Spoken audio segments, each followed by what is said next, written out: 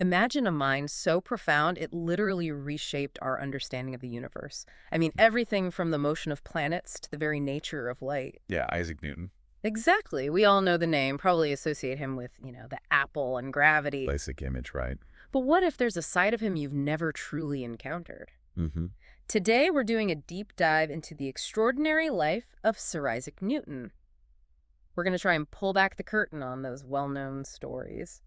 And get to some of the surprising facts, the complex truths behind the legend. Right, because he was one of history's greatest scientific figures, no doubt, but maybe not just a scientific figure. For this deep dive, we've gathered insights from, well, quite a range of sources. We've got biographical sketches, naturally detailed scientific analyses, Mm-hmm. historical documents, and really crucially, I think, deep dives into his less understood pursuits. We're talking about his extensive private papers here. Okay, so we're trying to move beyond the textbook version. Our mission is, yes, let's explore the monumental scientific contributions, calculus, optics, gravity, the big ones. Can't ignore those. But let's also delve into the, let's say, lesser-known aspects. His deep involvement in alchemy, for instance, and theology. Which were huge parts of his life, actually. People often don't realize the sheer volume of writing he did on those topics. And we want to examine how these seemingly, disparate interests might have actually converged, how they shape his unique vision of the cosmos. Yeah, how it all fit together in his mind. So prepare for maybe some surprising connections, maybe a few aha moments along the way. Let's hope so. Okay, so Isaac Newton's story. It begins, interestingly, on Christmas Day, December 25th, 1642. That's the old Julian calendar. Right, which is January 4th, 1643 for us on the Gregorian calendar. Yeah. He was born in Woolsthorpe Manor, Lincolnshire. And it wasn't an easy start, was it? He was born prematurely after his father had already died. Yeah, and his mother, Hannah Ascough, reportedly said he was so tiny he could fit into a quart-sized mug. Wow. That's incredibly small. A challenging start, to say the least. It really was, and that challenging start kind of continued into his childhood. It was marked by, well, difficulty and quite a bit of resentment. Resentment? How so? Well, when Newton was just 3, his mother remarried a man named Reverend Barnabas Smith, Okay. and young Isaac was essentially sent off to live with his maternal grandmother. Ah, I see. Separated from his mother at such a young age. Exactly. Yeah. And this seems to have created a profound, really lasting resentment in Newton, not just towards his stepfather, who he apparently despised, but even towards his own mother. Is there evidence for that? That sounds quite strong. There is actually quite stark evidence in a list of sins he compiled when he was 19. List of sins. Yeah. It shockingly included, and I quote, threatening his father and mother Smith to burn them and the house over them. Good grief. That's intense. A really troubling glimpse into his early psyche. It is. It speaks volumes. How do you think that kind of deep-seated resentment might have, shaped him later on? The solitary, maybe obsessive nature we associate with his work. It's a really interesting question, isn't it? You could certainly argue it points towards an individual who maybe found solace, or perhaps control, in the very rigorous, abstract world of ideas and mathematics, away from messy human emotions. Somewhere he could impose order. Perhaps. Interestingly, though, his school days weren't initially marked by brilliance. At King's School in Grantham, he was apparently undistinguished at first. Really? Not a star student? Nope. Sources say he even performed poorly and played truant sometimes. Ah. So what changed? Well, the headmaster, a man named Henry Stokes, must have seen something. He was impressed enough, despite the poor start, to persuade Newton's mother to let him return to school rather than become a farmer, which was the initial plan. Lucky intervention by the headmaster then. Very lucky for science, yes. And it seems it was around this time his early mechanical interests started to surface. He wasn't just reading, he was building things. Like what? Like intricate little sundials, working models of windmills, Mm-hmm. that kind of thing. A real hands-on aptitude alongside the academic potential Stokes must have spotted. So a bit of a late bloomer academically perhaps, but mechanically gifted from early on. And this independent, maybe slightly outsider spark seems to carry through to Cambridge? Absolutely. He got into Trinity College, Cambridge in June 1661, but not as a standard fee-paying student. He was admitted as a Caesar. A Caesar, what does that mean? It's essentially a work-study role. He had to perform various menial tasks, sort of like being a valet or servant for wealthier students, to fund his education. So quite a humble position within the college structure. Very much so. And while the formal teaching at Cambridge back then was still heavily based on Aristotle, The old ways. Newton didn't just stick to the curriculum. He seems to have really dedicated himself to independent study. He was reading the modern philosophers, people like Descartes. And crucially, the revolutionary astronomers, Copernicus, Galileo, Kepler. He was essentially building his own, more current intellectual foundation, quite separate from what was being officially taught. So he arrives at Cambridge, this Caesar kind of grinding away at tasks and his own private studies, and then comes a major disruption, the Great Plague of London. A huge event. The university closes down, and he's forced to go back home to Woolsthorpe. Now, you might think that's a setback. But it turned out to be the absolute opposite. The famous Annus Mirabilis, the miracle years. Precisely. That period, roughly 1665 to 1666, was utterly transformative for him. Newton himself, though still technically an undistinguished student in terms of university standing, Right, no degrees awarded yet or anything. he later called this time his prime of age for invention. It was during those couple of years of relative isolation back home in Lincolnshire that he independently developed the foundational theories for calculus, for his work on optics, and even the initial ideas about gravitation. All in 2 years. That's incredible. It really is. A hidden genesis, you might say, for some of the most important scientific breakthroughs in history, all happening while he was supposedly just waiting out the plague. And speaking of hidden beginnings, there's another little detail from even earlier, right? Something about his earliest writing. Yeah, it's quite interesting. Even back when he was a schoolboy, apparently his earliest known surviving writing, things like a Latin phrase book and a letter, weren't entirely original. Oh. They were copied, quite meticulously, from a work on Latin pedagogy written by a schoolmaster named William Walker. So even his learning process involved this careful absorption and, well, copying of existing frameworks. Suggests that, yeah. An early documented influence showing maybe a methodical approach to learning right from the start. Not just raw genius, but also careful study and assimilation. Okay, so the isolation of the plague years wasn't just downtime, it was a crucible for invention. Absolutely. And one of the first major things to emerge from that period was calculus. But it wasn't something he shouted from the rooftops immediately.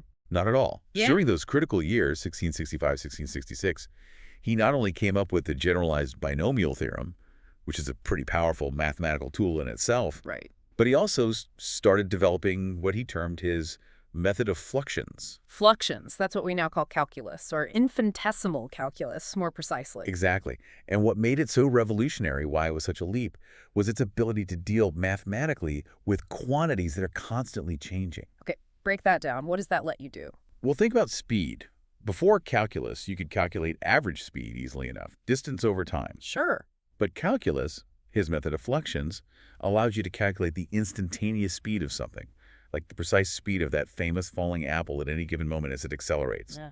or a planet's exact velocity and position as it moves along its orbit. Ah, so it's about capturing change and motion with mathematical precision. Precisely. It provided this incredibly powerful quantitative understanding of dynamic processes. It fundamentally changed how science could analyze, model, and predict things in the natural world. But you said he kept it secret. Why? Well, that's one of the intriguing parts. He developed this incredibly powerful tool, but initially he just didn't publish it. For years, there's that famous quote, something like he was the greatest mathematician the world had ever seen, and yet no one knew. Which inevitably led to problems later on. The infamous dispute with Leibniz. The very one. Gottfried Wilhelm Leibniz, a brilliant German polymath, he developed his own version of calculus independently. And then the fight began over who got there first. A bitter, prolonged, and frankly quite ugly dispute. It consumed a lot of energy from both camps. How do historians see it now? Was it independent invention? The general consensus among historians today is yes, they developed calculus independently. Newton's work, his fluxions, was definitely earlier, developed during those plague years. But Leibniz published first? Or more effectively? Leibniz published, and perhaps more importantly, his notation, the symbols he used, like the didactics we still use today, turned out to be more convenient and easier for others to adopt. So while Newton was arguably first, Leibniz's system became the standard in much of Europe. Fascinating. A story about priority, secrecy, and maybe even the importance of good notation in science. Absolutely. It highlights the competitive side of discovery, but also the practicalities of how scientific knowledge spreads. Okay, so from the infinitely small of calculus, Newton also turned his attention to light. And here, too, he fundamentally challenged centuries of accepted wisdom about color. He really did. For over 2,000 years, basically from Aristotle right up through Descartes and Newton's own time, the standard belief was that white light was fundamental pure. And colors, where did they come from? Colors were thought to be produced by modifying that pure white light somehow. Like when light passed through a prism, the prism was thought to sort of stain or alter the white light to create the colors. Yep. They were seen almost as imperfections or variations of the pure white. But Newton's experiments suggested something completely different. Completely. Starting around 1664, even before the plague years fully kicked in, he began conducting these incredibly careful experiments with prisms and light. The most famous is his Experimentum Crucis, the crucial experiment. What did he do in that one? He took a beam of sunlight, passed it through one prism to spread it out into the familiar spectrum. Red, orange, yellow, green, blue, indigo, violet, ROYGBV. Okay, standard stuff so far. Yeah. But then, and this is the ingenious part, he isolated one specific color from that spectrum, say the red light, using a screen with a slit. And he passed just that red light through a second prism. And what happened? The red light was refracted, bent again by the second prism, but it remained red. It didn't break down into other colors. It proved that the prism wasn't creating the color. The color was already inherent in that part of the light beam. Ah, I see. And then he took it further, right? Recombining the colors. Exactly. He used a lens and another prism setup to take all the colors of the spectrum produced by the first prism and merge them back together. And what did he get? White light again? Bright light again. Proving unequivocally that white light isn't pure or fundamental. It's actually a combination, a mixture of all the spectral colors. The prism simply acts to separate them because each color is refracted or bent by a slightly different amount. That is a radical shift in thinking. From white being pure to white being a composite. Absolutely fundamental. And he didn't just stop at the theory. He immediately saw a practical application. The telescope. Yes, he realized that the lenses used in traditional refracting telescopes acted like prisms. They bent different colors of light by slightly different amounts. Causing that fuzzy, rainbow-like fringe around objects, chromatic aberration. Precisely. Chromatic aberration, it limited the clarity of refracting telescopes. So Newton reasoned, if lenses cause this problem, why not use a mirror instead? Mirrors reflect all colors of light equally. And that led to The invention and construction, in 1668, of the first working reflecting telescope, what we now call the Newtonian telescope. A brilliant practical solution derived directly from his groundbreaking optical theory. You'd think these kinds of discoveries proving white light is composite, inventing a whole new type of telescope, would be met with, cheers and applause. You would think. But that wasn't quite Newton's experience, especially with his optics work. What happened? It ignited what sources call a firestorm of debate and criticism. Figures like Robert Hooke, who was a prominent scientist at the Royal Society, Why, another major figure. and others like Anthony Lucas, Franciscus Linus, they challenged his findings. They denied the spectrum existed as he described it, or they criticized his experimental methods, claimed his results couldn't be replicated. Seriously, they denied the rainbow coming out of a prism? Well, they quibbled about the details, the interpretation, the universality of it. And Newton famously had what's been called an allergy to criticism. He didn't take it well. He really didn't. These disputes became incredibly intense, very personal, and deeply draining for him. So much so that he largely withdrew from public scientific debate for several years afterwards. He preferred to keep his work private rather than face the arguments. That's fascinating. This intellectual giant was also incredibly sensitive to criticism. Deeply so. It's a recurring theme. And maybe that withdrawal, that sensitivity, ironically pushed him towards even more solitary, perhaps more profound work later on. Less collaborative debate, more intense internal focus. It's certainly a plausible interpretation, and despite these controversies, his mind kept working. This is also the period where he formalized his 3 laws of motion. Ah, yes, the bedrock of classical physics. Applicable to, as one source put it, every conceivable aspect of life. Pretty much. They describe how objects move or don't move. Okay, let's quickly touch on them. First law, inertia. Right. An object at rest stays at rest. and an object in motion stays in motion with the same speed and in the same direction, unless acted upon by an external force. So things keep doing what they're doing unless you push or pull them. Like getting a bicycle moving from a stop, you have to apply force to overcome its inertia, its resistance to changing its state of rest. Exactly. It's about resistance to change in motion. Second law, probably the most famous equation in physics, EFMA. Force equals mass times acceleration. This one quantifies the relationship. It tells you that the force needed to accelerate an object is proportional to the object's mass, m, and the desired acceleration, a. So more force gives you more acceleration. Right.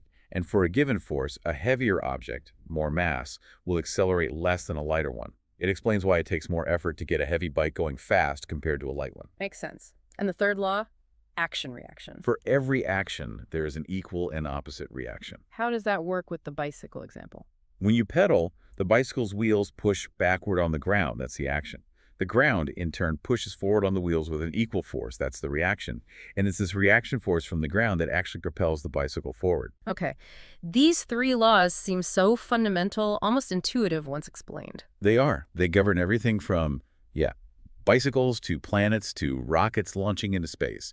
They provide the basic rules for mechanics in our everyday world and beyond. And of course, speaking of planets and things falling, we eventually get to the apple. The apple. Can't talk Newton without the apple. The famous story.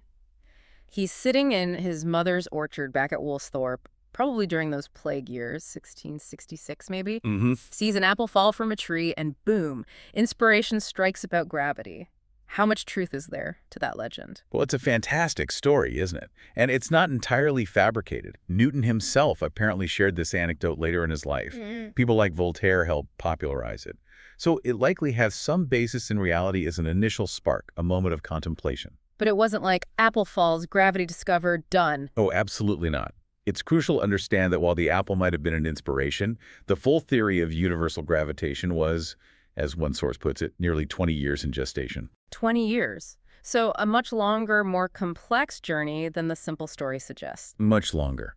It wasn't a sudden aha moment that solves everything. It was a prolonged process involving deep thought, complex calculations, and building on the work of others. Who else influenced him? And what were the challenges he faced in developing the theory? A major influence was Johannes Kepler. His laws of planetary motion were key. Kepler's laws. Remind us. Kepler had figured out, based on observations, that planets move in elliptical orbits, not perfect circles.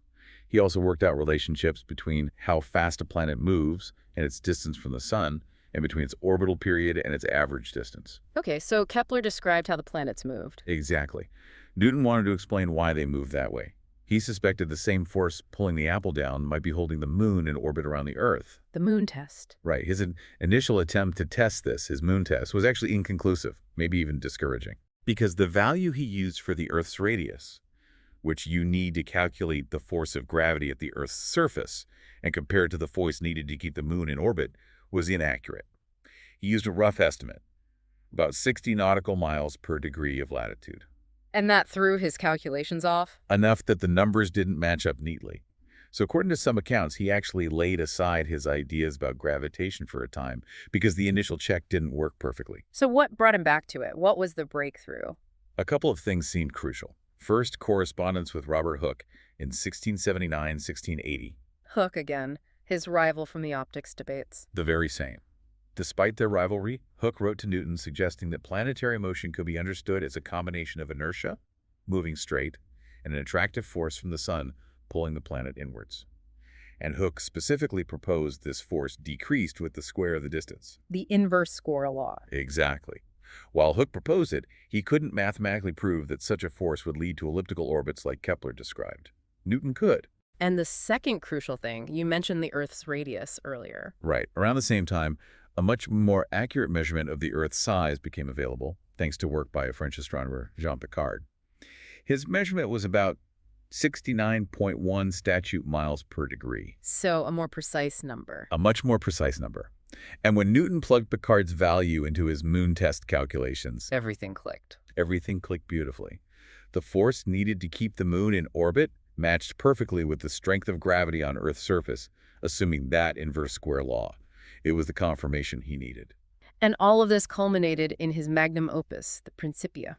Philosophia Naturalis Principia Mathematica, published in 1687, an absolute landmark in the history of science, maybe human thought. What did it achieve? It unified celestial mechanics, the motions of planets, moons, comets with terrestrial mechanics, falling apples, projectiles, tides under a single, coherent mathematical framework. It was the first great unification in physics. Based on that universal law of gravitation.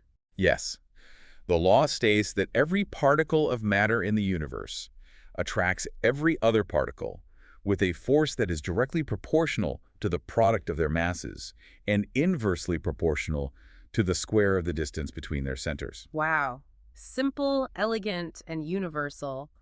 Applying from apples to planets, as the saying goes. And fundamentally altering our view of the cosmos from a collection of separate domains to a single interconnected system governed by universal laws. He also included that famous phrase in the Principia, didn't he? Hypotheses non fingo. Yes. I feign no hypotheses, or sometimes translated as I frame no hypotheses. What did he mean by that? It sounded like a commitment to pure observation, no speculation.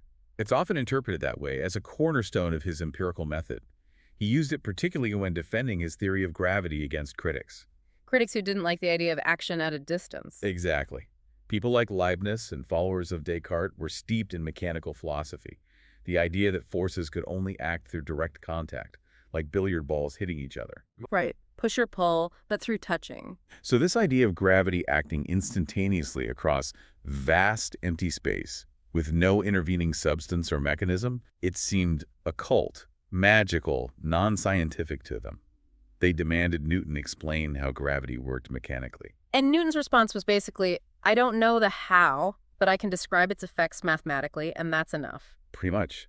By saying hypotheses non fingo, he was saying, I'm not going to invent some speculative mechanism for gravity's cause just to satisfy your philosophical preferences.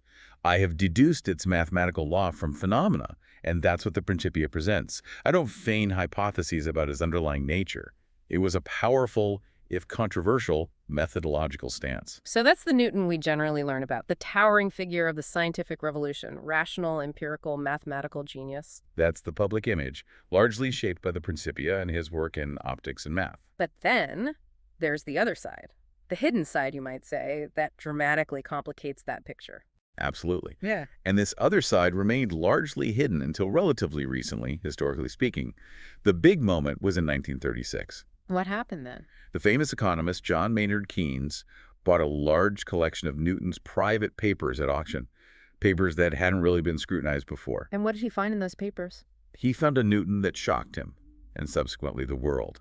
He found an Isaac Newton who was, in Keynes's words, obsessed with religion and devoted to the occult. The occult. Yes. Keynes famously declared that Newton was not the first of the age of reason, as everyone thought, but rather the last of the age of magicians. Wow. That's a powerful statement. What kind of occult pursuits are we talking about? Primarily alchemy. Alchemy. The thing with trying to turn lead into gold and finding the philosopher's stone, that seems so counter to the rational scientist image. It does to our modern ears, absolutely.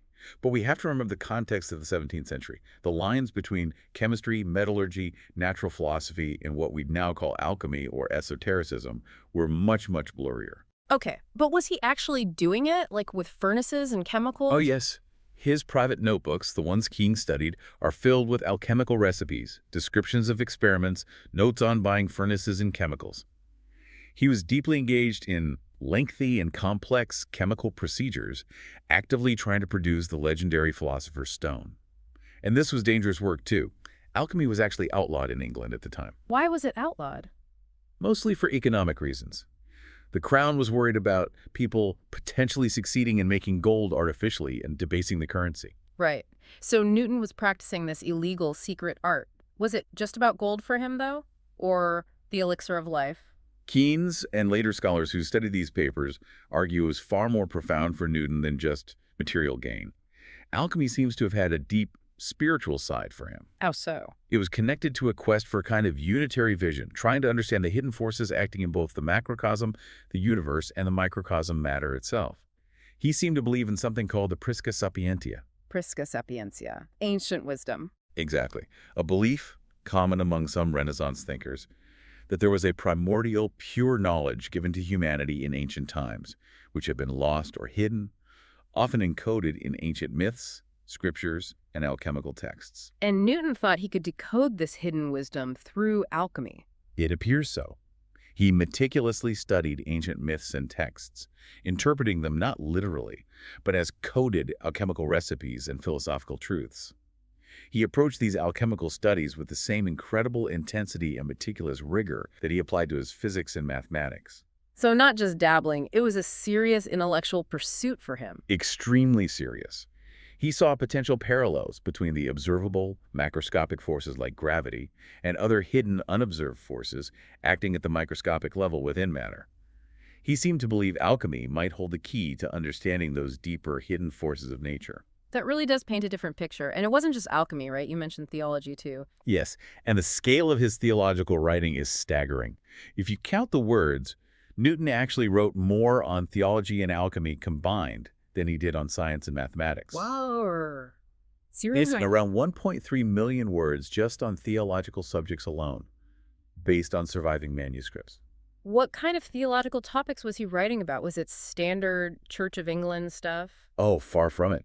This was another secret and potentially dangerous aspect of his life. His theological studies led him to conclusions that were radically unorthodox for his time. Like what? He became secretly convinced that the doctrine of the Trinity, the core Christian belief in the Father, Son, Jesus Christ, and Holy Spirit as equally divine, was false. He believed it was a corruption introduced into Christianity centuries after Christ. So he rejected the divinity of Christ as understood by the church. Essentially, yes. He believed Christ was divine but subordinate to God the Father. This effectively made him a Unitarian, or what was sometimes called an Arian, in his private beliefs. And that was illegal. Absolutely. Anti-Trinitarianism was heresy in England at the time. It could lead to loss of position, imprisonment, or worse. Especially for someone like Newton, who was a fellow at Trinity College, Cambridge, a college literally named after the doctor he rejected, and who was expected at one point to take holy orders in the Anglican Church. So he had to keep these profound religious convictions entirely secret. He did, very carefully, for most of his life.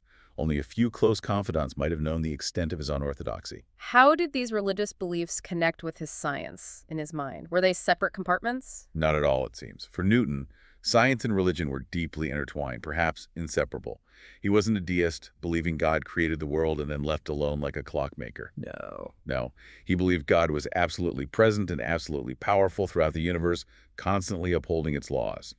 He strongly rejected purely materialistic or mechanistic views of the universe, like Descartes. So where did gravity fit into this? Was it just a natural law or something more? For Newton, gravity wasn't just a property of matter. It was an active principle, an agent acting constantly according to certain laws established by God. Motion itself, he thought, was ultimately set by a divine willing. He saw his scientific work as uncovering the divine order and intelligence embedded in creation. Studying nature was, in a sense, studying God's handiwork. That makes his hypotheses non fingo about gravity even more interesting. Maybe he didn't need a mechanical hypothesis because he saw gravity as a direct expression of divine action. That's certainly a plausible interpretation that many scholars have explored. It fits with his view of an actively involved God. And didn't he also get into biblical prophecy, calculating the end of the world? He did. Based on his incredibly detailed mathematical style analysis of biblical texts, particularly the book of Daniel and the book of Revelation, he made calculations about the timeline of prophecy. And came up with a date. Yes. One date that caused a stir when his papers became public was his calculation that the world, or at least the current age, wouldn't end before the year 2060. 2060, that's specific. Yeah. And quite surprising coming from the father of classical physics. It highlights just how integrated his scientific mind was with his theological investigations. He applied the same intense analytical focus to Scripture as he did to the laws of motion. So putting it all together, the groundbreaking scientist, the secret alchemist, the unorthodox theologian, it paints a picture of an incredibly complex personality. Immensely complex, and not always easy. We already mentioned his allergy to criticism. Right, leading to those bitter disputes with Hooke, Leibniz, and others like the Astronomer Royal, John Flamsteed. Exactly. He could be quite ruthless in those fights. Yeah. And there's evidence his intense work and the stress of these controversies took a toll on his mental health. How so? He suffered what's described as a severe nervous disorder or breakdown in 1693. A nervous breakdown? What might have caused that? The potential causes debated by historians include sheer overwork, the stress of the ongoing scientific disputes, perhaps disappointment in his alchemical pursuits not yielding the expected results, or even Yes, chronic mercury poisoning. from the alchemy. Possibly. Mercury was a key substance in many alchemical processes, and the dangers of handling it weren't understood then. Protracted exposure could certainly lead to neurological and psychological symptoms.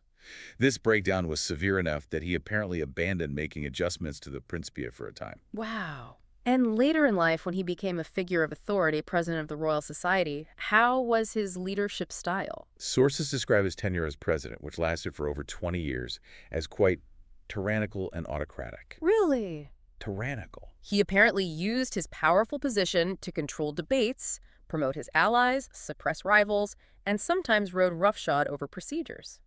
For instance, he controversially oversaw the publication of Flamsteed's star catalog without the astronomer's full consent, leading to another major feud. So not just a brilliant mind, but also capable of being quite authoritarian and controlling in his later years. It seems so. A complex, brilliant, and perhaps quite difficult man.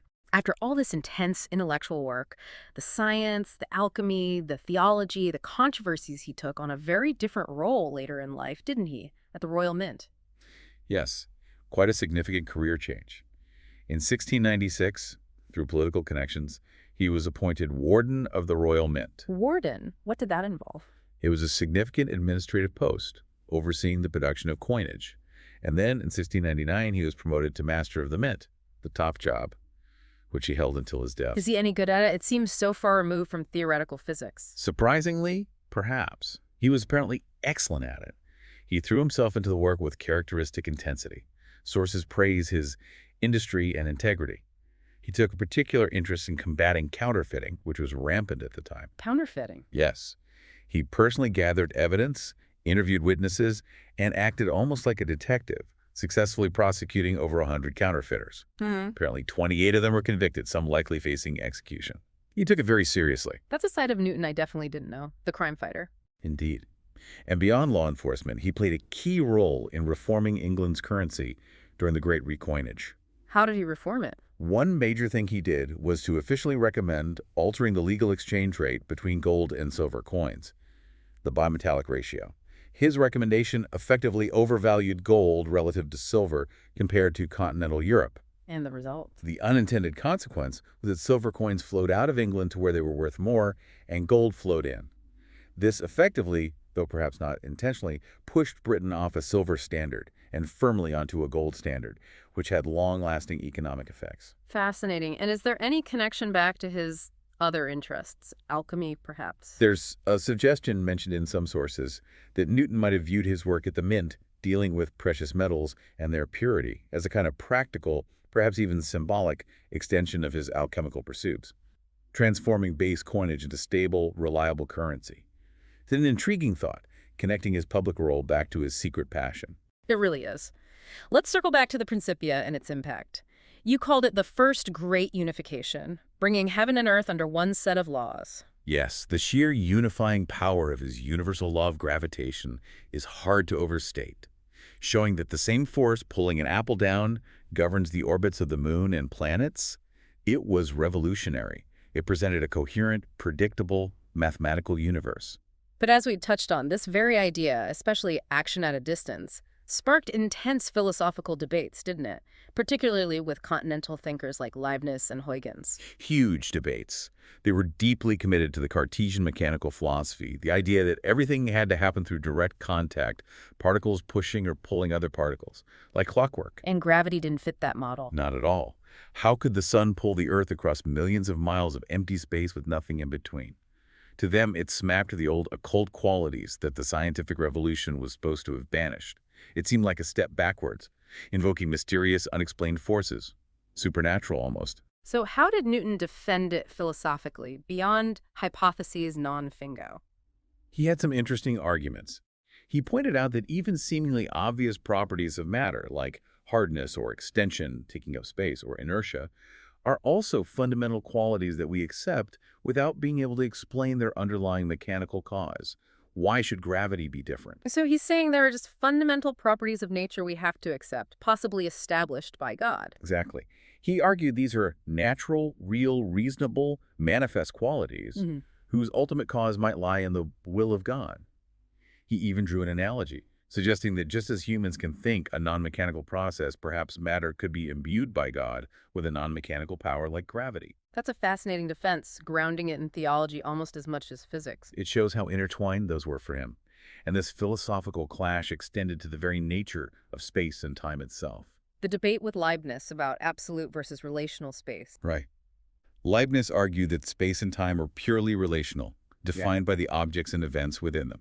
There's no empty stage, just the actors and their relationships. Newton disagreed. Strongly. Newton defended the idea of absolute space and time, an infinite, unchanging, empty container or framework that exists independently of whether there's any matter in it. Why did he think absolute space was necessary? He argued it was necessary to define true motion and acceleration. How can you say something is really accelerating if there isn't an absolute background to measure it against? And crucially for Newton, absolute space had a theological dimension too. How so? He described absolute space as an emanative effect of the first existing being, essentially seeing it as related to God's omnipresence. Sometimes it's referred to as God's sensorium, the medium through which God perceives and interacts with the universe. So even his physics concepts were deeply embedded in his theological framework. It appears so. It all formed one, albeit complex, worldview for him. What an incredible legacy. Did he receive formal recognition in his lifetime?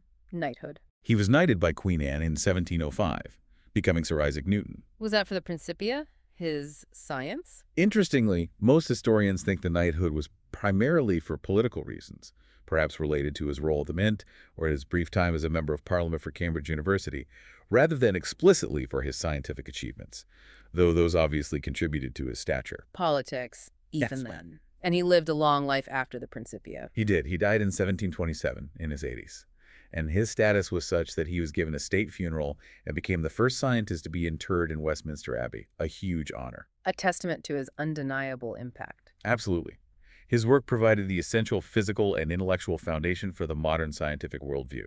Even the controversies he sparked about action at a distance, about absolute space, continued to shape physics and philosophy for centuries afterwards. So let's try to wrap this up. What does his deep dive tell us about Isaac Newton beyond the standard picture? Well, I think it shows he wasn't just the brilliant scientist who gave us calculus, the laws of motion, and universal gravitation, though he was certainly that. Right. That alone would be enough for historical immortality. But he was also this deeply complex figure, driven by, it seems, a lifelong, almost obsessive quest for a total understanding of the universe in all its aspects. And willing to use any tool he thought might work, right? Blending cutting-edge mathematics with secret alchemical experiments. And profound, if unorthodox, theological convictions, all of which seemed, in his mind, to be part of the same grand project, figuring out the structure of reality and the mind of its creator.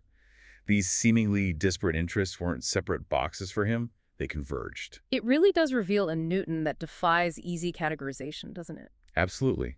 He wasn't neatly medieval or modern. He had feet firmly in both worlds, using the new tools of mathematics and experiment, while still deeply engaged with ancient traditions of alchemy and theology, believing they held keys to understanding the cosmos. It makes you think about that famous quote of his, doesn't it? The one about being like a boy playing on the seashore. Oh, yeah. I do not know what I may appear to the world, but to myself I seem to have been only like a boy playing on the seashore, and diverting myself in now and then finding a smoother pebble or a prettier shell than ordinary, whilst the great ocean of truth lay all undiscovered before me. Such a humble statement, in a way. But maybe, considering his alchemical and theological work, maybe those weren't just distractions from finding pebbles. Maybe they were his attempts to build different kinds of boats to explore that great ocean of truth. That's a fantastic way to put it. What if those seemingly occult or irrational pursuits were, for him, necessary pathways, different methods for navigating that vast unknown ocean? It certainly suggests that the drive for scientific understanding might be more deeply intertwined with philosophical, even spiritual questions than we sometimes acknowledge. It definitely raises a question for us today, I think. Can we truly understand the greatest scientific leaps if we ignore the full, complex, sometimes contradictory motivations and beliefs of the minds behind them? And what does that suggest about the boundaries we draw now between different kinds of knowledge, different ways of seeking truth? Are those boundaries as clear-cut as we sometimes think? So, a final thought for you, our listeners. What stands out to you from this deeper, maybe stranger, look at Isaac Newton? We invite you to think about those blurry lines between science, philosophy, maybe even the mystical, and perhaps consider how those ancient quests for understanding might still echo in surprising ways in our own modern efforts to comprehend the universe.